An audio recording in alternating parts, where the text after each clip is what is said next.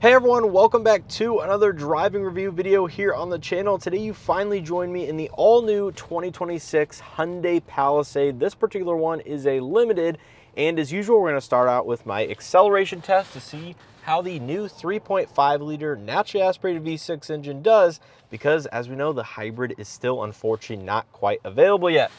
So we're going to let this traffic go and we'll go ahead and give it full throttle.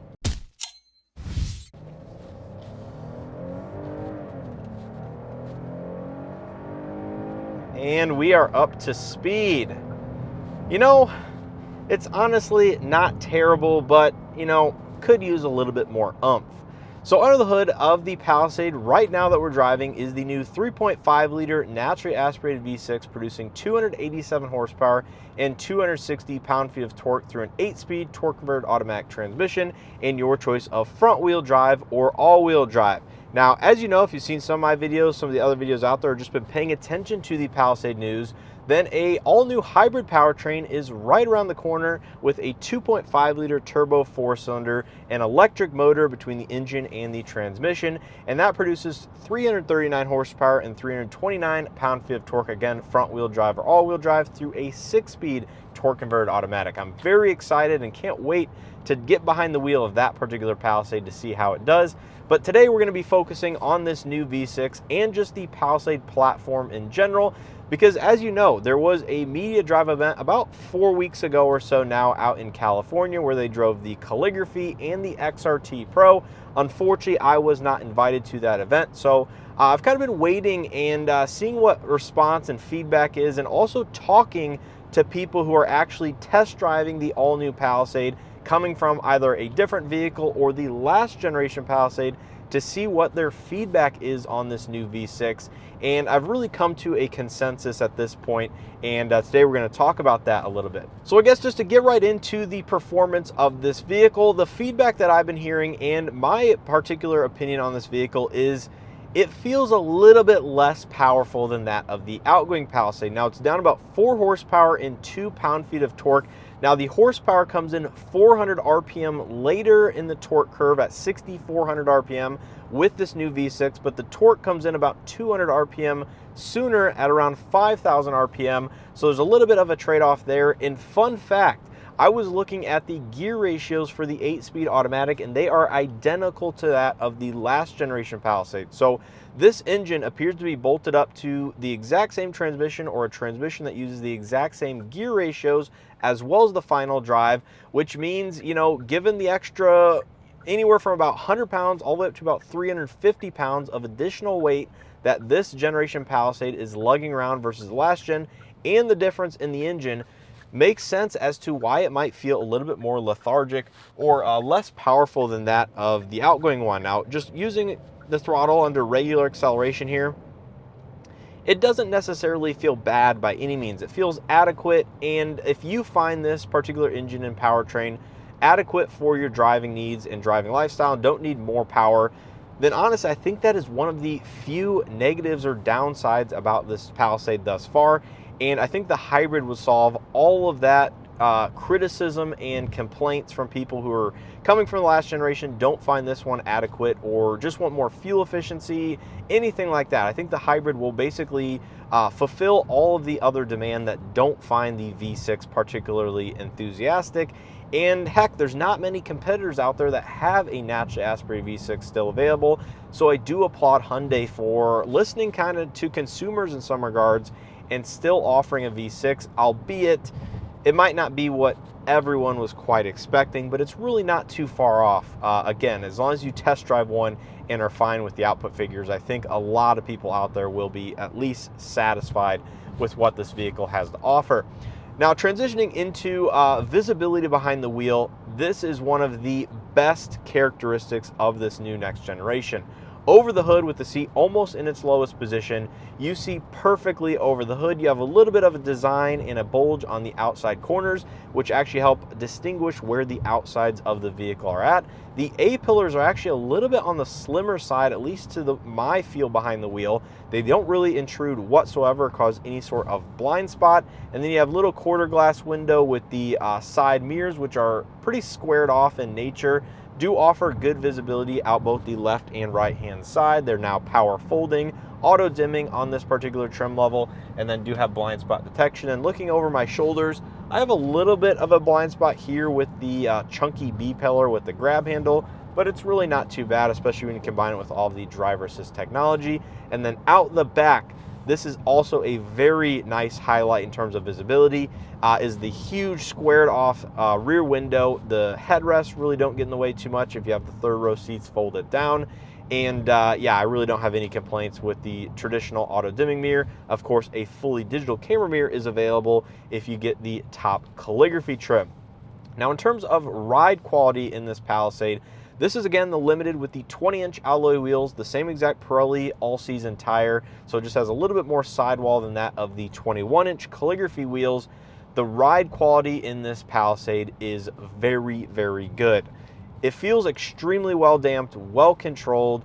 Granted, this vehicle is basically brand new with right at 50 miles on the odometer, but going over my bumpy section of road here, it handles potholes, imperfections with ease. And again, it just feels even more refined and more compliant than that of the outgoing last generation Palisade, to the point where it's borderline luxury car levels of comfort. Now, this one has the regular standard leather seating surfaces with a little bit less adjustment, the lack of massage or no massaging seat here on the driver's side.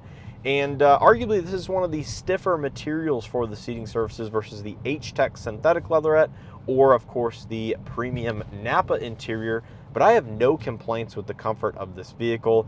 The all-new interior has very premium vibes to it, on most of the trim levels at least available thus far. If you've seen some of my other videos on the channel posted over the last several weeks, then you'll know the SE, SEL, and SEL Premium are not quite in production just yet, but appear to be moving towards production and will hopefully become available here alongside the Hybrid over the next 8-10 weeks or so, to when they arrive actually at your local dealership. But even this limited, with a few less adjustments and a few less features than that of the calligraphy, has a very premium feel behind the wheel. You have the nice leather wrap heated steering wheel, the dashboard. I like all of these rounded elements that transition towards the door panels and the outside edge.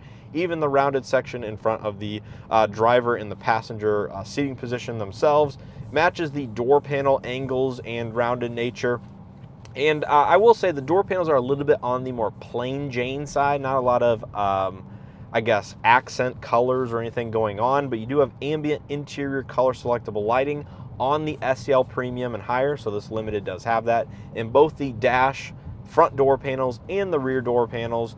And I really just like all the switch gear and controls and the buttons. The door handles are a little bit on the unique side, very similar to what's found in the Ioniq 9, but the fact that Hyundai kept all the physical buttons, knobs, controls laid out in a position that is basically extremely easy to find and more traditional in nature is something I really do appreciate. Sure, they've spruced it up a little bit with the center console here. It's not a sliding center design like some of the electric vehicles, but it does allow for a little bit of additional space down below in that section right there. And it's just a very nice premium upscale interior for the low $50,000 price point in which the limited comes in at. And of course, the calligraphy got the most price increase from that of the last generation. Granted, it has way more features and amenities than that of the previous generation, but it went up about $3,000 and now costs about $58,000 for the V6 and just under $60,000 if you get a all-wheel drive hybrid, which of course will be coming in over the next couple months. But yeah, I really don't have much to complain about in terms of the interior design, comfort, and overall technology. I guess going quickly back to the seats, the limited and calligraphy no longer have the power adjustable leg extension cushion, which means it's just a fixed bottom seat unless you get the calligraphy with the tilt out leg rest for the relaxation seat. Not sure how many people are actually going to use that, but the seats themselves actually are perfectly long in terms of the seat bottom cushion. They're not too short, they're not too long, although they might be a little bit on the longer side for shorter individuals. But for me, they are pretty darn perfect. My spinal fusion, once again, I don't have any issues with the headrest comfort So that doesn't intrude whatsoever, and I'm able to get perfectly comfortable. The only issue, I think, in terms of driving seating position is I would like to have the telescopic steering column come out just a little bit farther towards me, as it feels like there's not a great range of motion ultimately, or I have to move the seat a little bit farther up, closer to the dashboard, just to get ideally comfortable in terms of my arms reach to the steering column. But you have things like the updated digital cluster here, which actually shows an animated lane markings on the road in which you're traveling. So there's actually a vehicle, looks like driving down the road, because the lane markings are animated. That's a slight upgrade from that of the previous generation. Some of the other technology and infotainment is slightly updated based on the same CCNC hardware as other recent products. So you can kind of, as you go around the pages and the menus and some of the driver assist things, you'll see that Hyundai has tweaked this vehicle to give it a little bit more enhancement or premium feel than that of even the Santa Fe or some of those other vehicles, as I mentioned, that do have CCNC, just not quite the latest iteration. But you know, on this partly cloudy day with the front sunroof open, you just have a fairly spacious open feel that has a lot of vertical height to it. So, you know, as you can see, I have like 10 inches of headroom with the seat almost in its lowest position. And I think that's just the overall vibe I get behind the wheel of this vehicle. Is you have a lot of headroom and you have a lot of height. You don't necessarily have a lot of width, as much so as that of some of the other vehicles in this segment, but I think that's okay because it is still marginally larger than that of the outgoing last generation Palisade. And you know, overall knee room and stuff isn't an issue given the open space next to the center console, and I feel like I have plenty of space here on the driver's side door panel. Handling going around this corner about 56 miles an hour, not too bad. Again, the only complaint I have is the transmission's like trying to figure out what gear to go into and what's appropriate for your throttle application. It just feels at times the transmission is going to be like the limiting factor in trying to distinguish, I guess, acceleration of the V6, trying to put it in its ideal torque curve and give you all the acceleration that you are requesting. Again, that's like the one downside I'm finding to this vehicle. But in terms of how it drives out here on the interstate at 65 miles an hour, it's an absolute dream. This vehicle, the Limited and higher, get the fully laminated side glass. So you have the windshield acoustic laminated as standard, the front side glass acoustically laminated, and then the Limited and calligraphy get the rear laminated side glass, which to me feels like it helps very much so with wind and road noise coming into the cabin, because I don't hear hardly anything. The most noise I'm hearing is from the tires and the road with this kind of rough asphalt surface. Transitioning on tier 2 concrete, it's very quiet. And I know some other reviewers and media out there that have tested this vehicle initially got like 61 decibels of noise levels inside the cabin. And it would not surprise me if this is noticeably quieter than that of the outgoing last generation. I mean, you guys can probably hear it for yourself. There is just not much noise coming in the cabin.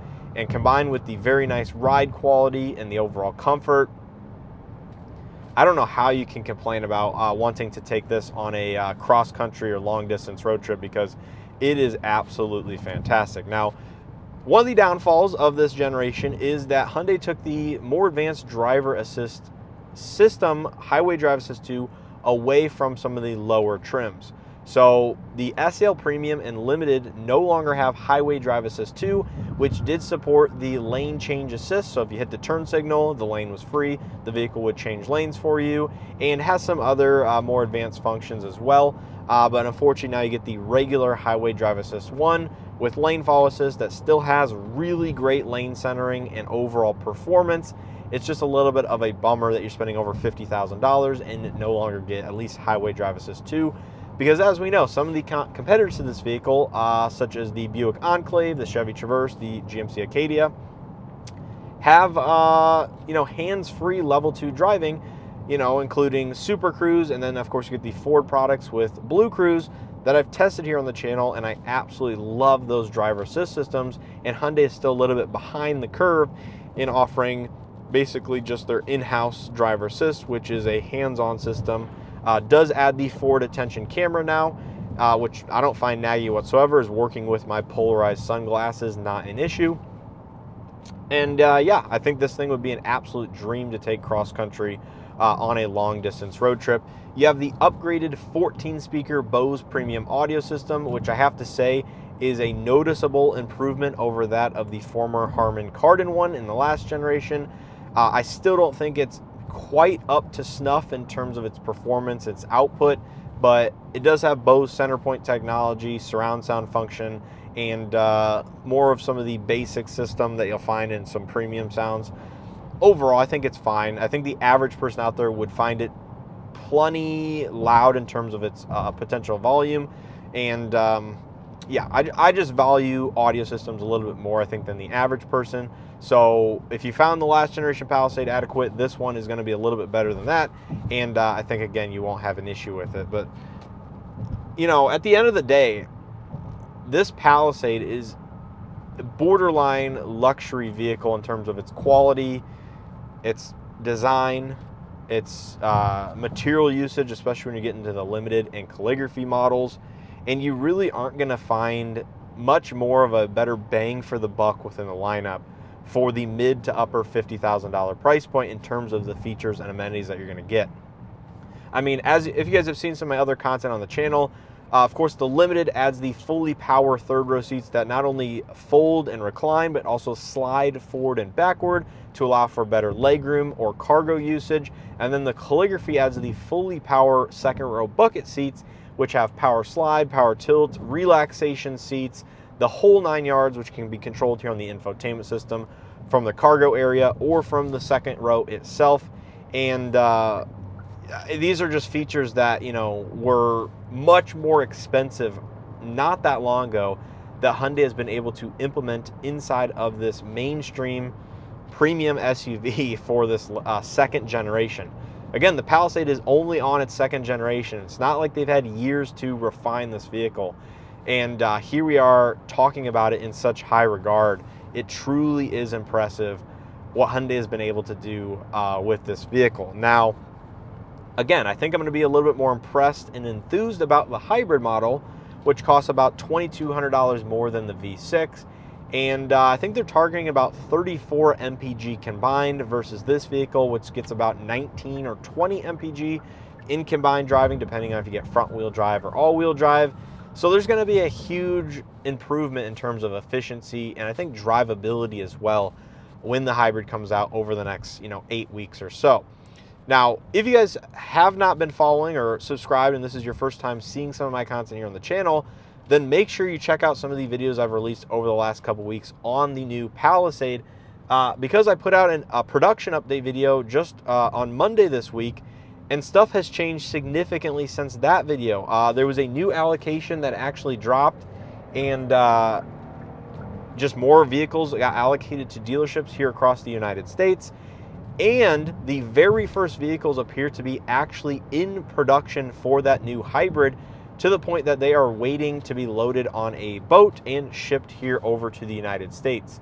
So that timeline of November and December that I was mentioning could actually be moved up a couple of weeks into later October if everything goes smoothly and it follows the exact same 6 to 7 week timeline that the V6 Palisade did. I'm not going to say it's going to be moved up more than late October, but even if it's by Halloween, we see the very first hybrids here on dealership lots. That is going to be pretty darn impressive. And again, right on track, well, roughly with Hyundai's original quote of early fall. That's more later fall in my opinion. But nonetheless, I think everything is going smoothly, and hopefully we will see Palisade hybrids not too far off in the distant future. But overall, if you guys have any additional questions on this new next generation, feel free to leave those down in the comment section below. I appreciate the continued support in watching my videos over the last couple weeks. It really is helping out the channel and showing me that there's a huge amount of interest in this all new next generation Palisade.